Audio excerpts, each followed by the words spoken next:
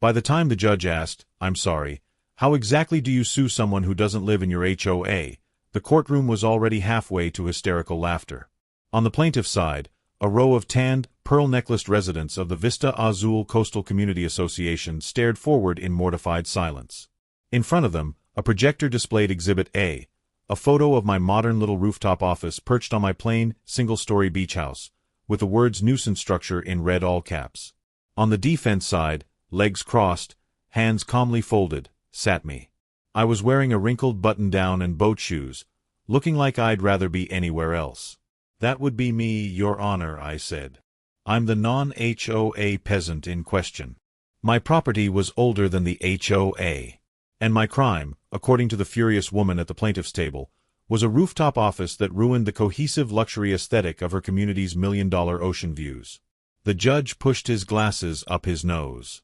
"And you're telling me," he said slowly, turning to the HOA's attorney, "that your client claims jurisdiction over a house that is not, has never been, and legally cannot be part of their association?"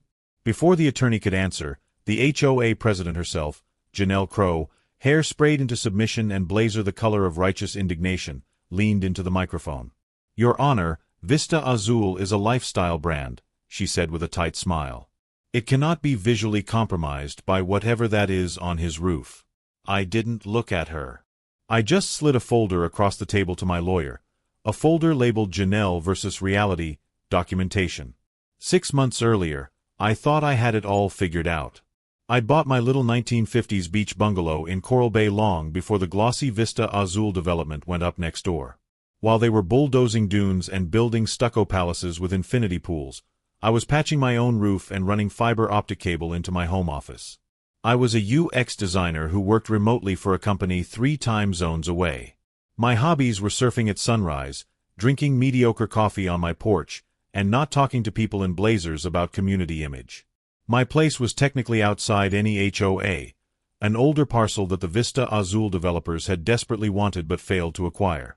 The boundary line was so close that my driveway touched their private sidewalk, which offended them conceptually. At the top of Vista Azul's hierarchy sat Janelle Crow, HOA president and self-appointed curator of coastal harmony. She lived in the biggest home on the highest pad, 3 levels of glass and bleached wood, positioned to stare directly over my tiny roof and out to the Pacific. When she hosted her first sunset champagne social, she noticed something deeply offensive. From her second-floor deck, she could see my mundane roof, with its vents and weathered shingles. No pergola. No designer lighting. No vibe. Just roof. "This is unacceptable," she said to her husband, clutching her stemless wineglass. "How can I host premium experiences with that eyesore in my sightline?" "It's just a house, Jan," he said quietly. She turned slowly. "It's an unregulated non-HOA house. That's worse than a duplex." For the first few months, I only knew her as the woman who glares down from the balcony whenever I bring in groceries. I waved once. She did not wave back. Then I built the rooftop office. The rooftop office started as a necessity. My company shifted to hybrid, my LA-based coworkers demanded more Zoom calls, and my indoor office, wedged next to the laundry, had terrible light and worse Wi-Fi. So I hired a legitimate, licensed contractor. Got engineering plans stamped. Pulled permits from the city. And built a small, clean, glass-walled office cube on my flat section of roof, like a minimalist lighthouse, with a desk and a chair and a view of the ocean that was, from a legal standpoint, entirely mine. 3 days after it went up, there was a knock on my door that sounded like guilt and authority mixed together.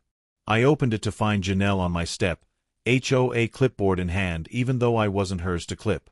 "Hi," I said. "Can I help you?"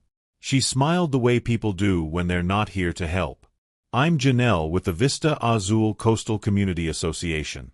We have some concerns about your recent addition." I glanced up at my office. "You mean the box where I work?" "Yes."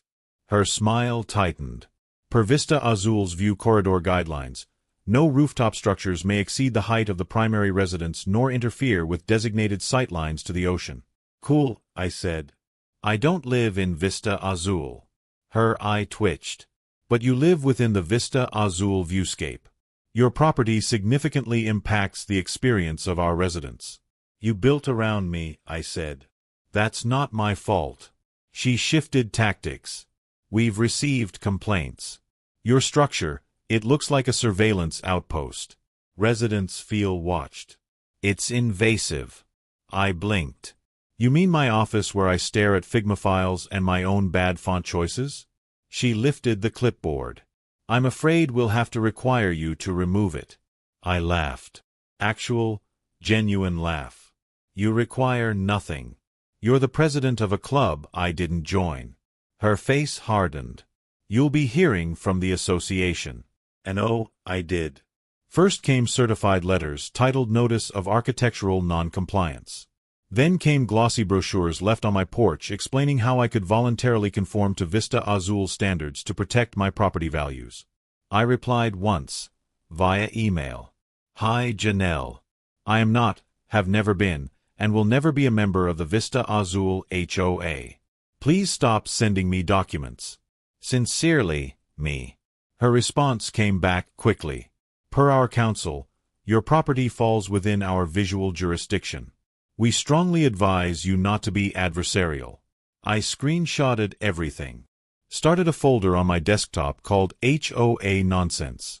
Subfolders for letters, emails, photos of Janelle pointing at my house from the sidewalk. Then the rumors started. A neighbor at the coffee shop whispered, "They're saying you're renting the roof out as an Airbnb workcation pod without permits." Another said Janelle told us you're streaming people's pools on Twitch. I stared at my Americano. If I had that kind of hustle, I'd at least charge admission. The escalation arrived in a thick envelope. Vista Azul Coastal Community Association Incorporated versus me. I skimmed the stack.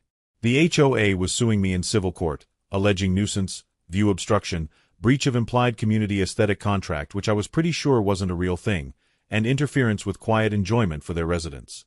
They claimed my rooftop office devalued Vista Azul homes by at least $250,000 each. I almost choked. I'm a $5 million problem? Neat. The kicker was they attached a map of jurisdiction that included not just my lot but several other older homes along the bluff, shaded in HOA blue like they'd annexed them with highlighter.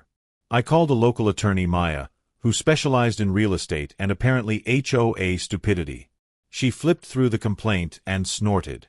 "They're trying to exercise aesthetic eminent domain," she said. I can't decide if I'm furious or impressed. I showed her the emails, the letters, the brochures. "You've been clear from day one you're not subject to them," she said. "This is going to be fun." Maya filed a response that was equal parts legal argument and surgical insult. She added a counterclaim for harassment, slander of title, and attempted interference with property rights. Then she did something Janelle had not anticipated. She notified the city, the county assessor, and the state coastal commission. Because, as it turned out, if an HOA wanted to claim view corridor jurisdiction over non-member properties, that raised questions. Questions like, had they disclosed this to buyers? Had they reported this expanded jurisdiction in their documents? Were they functionally acting like a quasi-government without authority? Within weeks, the HOA's lawsuit spiraled into something much bigger. The city wanted to know why Vista Azul's view easement map didn't match any recorded documents. The Coastal Commission wanted to know why the HOA's landscaping projects extended into protected bluff zones. And the county wanted to know why Janelle had submitted complaint forms listing my parcel number under association-controlled lots. Janelle, convinced she was right, doubled down. At the next Vista Azul board meeting, she stood in front of a PowerPoint slide labeled Defending Our Views and said, "If we don't stop him, what's next? Hot tubs? Neon signs? A taco stand on the bluff?" Several residents thought a taco stand sounded great. But they voted to proceed with the lawsuit anyway. Discovery hit Vista Azul like a rogue wave. Maya requested all HOA bylaws, CC and RS, and amendments. All communications mentioning me or my property. Any documents referencing visual jurisdiction, viewscape, or aesthetic corridor. The HOA, assuming they were the main character of reality, dumped everything. Buried in board emails were gems like, "If we push hard enough, he'll cave." Worst case, "We make his life so annoying he moves and we buy the lot." Signed J.C. And another one said, "Can we fine him even though he's technically not under us? Maybe we create a special assessment for adjacent improvement mitigation." Maya forwarded these to me with the subject line, "You're gonna want popcorn for this." Meanwhile, the city completed its review. They confirmed my rooftop office was fully permitted and code compliant. No recorded easements gave Vista Azul any rights over my property. Vista Azul had, in fact, planted view-enhancing palm trees inside a protected coastal setback without permits. The Coastal Commission opened a separate investigation into those palms and the HOA's decorative view deck that suspiciously extended beyond their proper boundary. Suddenly, it wasn't me being asked hard questions. At a special emergency meeting, residents packed into the clubhouse to hear the board explain why their HOA was being investigated by both the city and the Coastal Commission, because they'd tried to control a house they didn't own. Janelle tried to spin it. "We are defending your property values," she said firmly. "We cannot let one outlier degrade the Vista Azul brand. This is about standards." A man in a golf polo raised his hand. "Is it also about the letter where you said you'd make his life so annoying he moves and we buy the lot? Because the city showed me that." Murmurs rippled through the room. Heads turned. Another resident, a woman in yoga pants, held up her phone. "The Coastal Commission just emailed that we might have to pay to restore the bluff because of those illegal palms.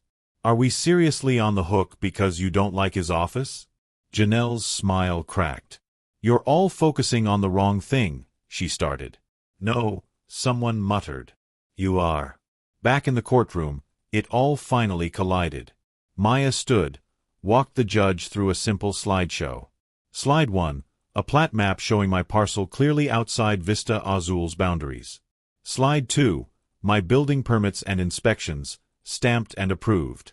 Slide 3, Vista Azul's recorded CC and RS, no mention of visual jurisdiction, viewscape, or anything even close.